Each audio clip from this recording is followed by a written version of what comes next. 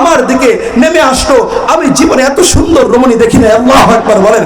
এত সুন্দর রমণী আমি দেখি নাই। স্বপ্নের কথা বলতেছে। তখন আমার সাথে তার সবকিছু হবে, বুঝেন, সবকিছু হবে। ওই মুহূর্তে সে আমাকে ছেড়ে চলে গিয়েছে, বলে কাল দুপুরে তোমার সাথে আমার সাক্ষাৎ হবে। এই কথা বলে স্বপ্ন শেষ হয়ে গেল।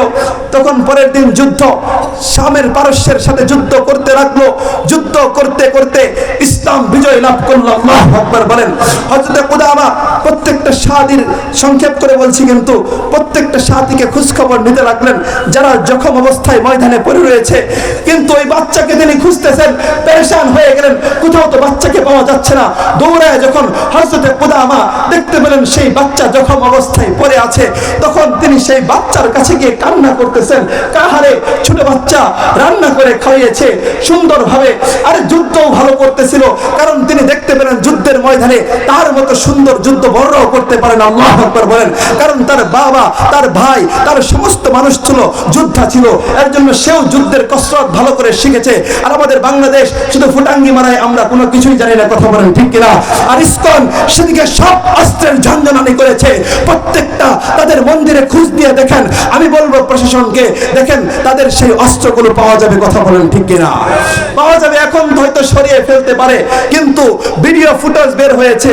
আল্লাহ না করুক যদি মুসলমানদের এমন কিছু হতো। গতকাল একটা ভিডিও প্রকাশ পেয়েছে, সুলা দিয়ে একটা প্রদর্শনী করেছে, যেমন খুশি তেমন সাজো প্রদর্শনী দেখিয়েছে। এটা নিয়ে যে মাতামাতি গোটা বিশ্ব নেড়ে চেড়ে বসেছে, বুঝতে বাকি নাই মুসলমানদের সুলা দেখেও তারা ভয় পায়, কথা বলেন ঠিক কিনা?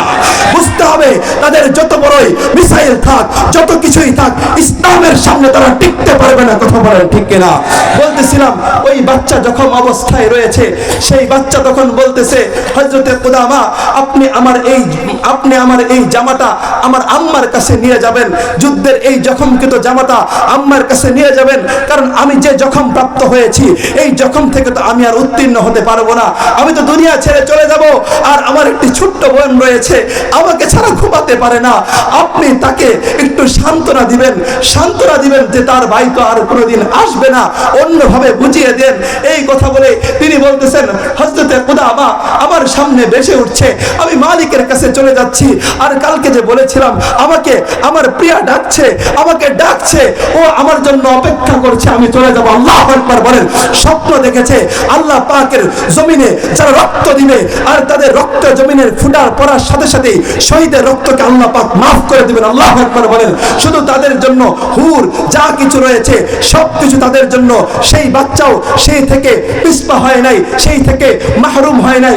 দুনিয়ার জমিনেই এর নজির দিয়েছেন, যখন তার মার কাছে ফিরে আসলেন, এসে বলবে কি ছোট বাচ্চাটা দুনিয়া থেকে চলে গিয়েছে।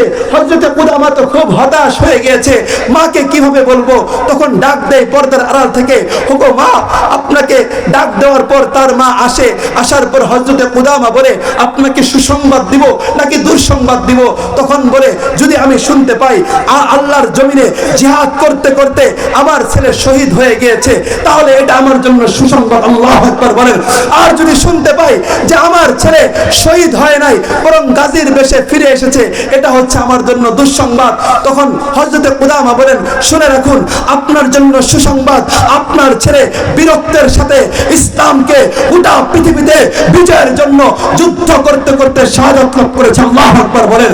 তাহলে কে কে যুবক আছো, সেই ছোট্ট বাচ্চার মতো স্বপ্ন দেখবে গোটা পৃথিবীতে ইসলাম প্রতিষ্ঠার স্বপ্ন, বাংলাদেশের ইঞ্চি ইঞ্চি মাটিতে ইসলাম প্রতিষ্ঠার স্বপ্ন, কে কে আছো হাত তুলে দেখাও। আর যদি ইন্ডিয়া যদি এই স্বপ্নকে নিঃসাত করতে চায়, বাংলাদেশকে আবারও যদি তারা জুলুম অত্যাচারে আক্রান্ত করতে চায়, আবার যুদ্ধ হবে, কিন্তু যুদ্ধের মাধ্যমে এই দেশ আবার স্বাধীন করা হবে, কথা বলেন ঠিক কিনা?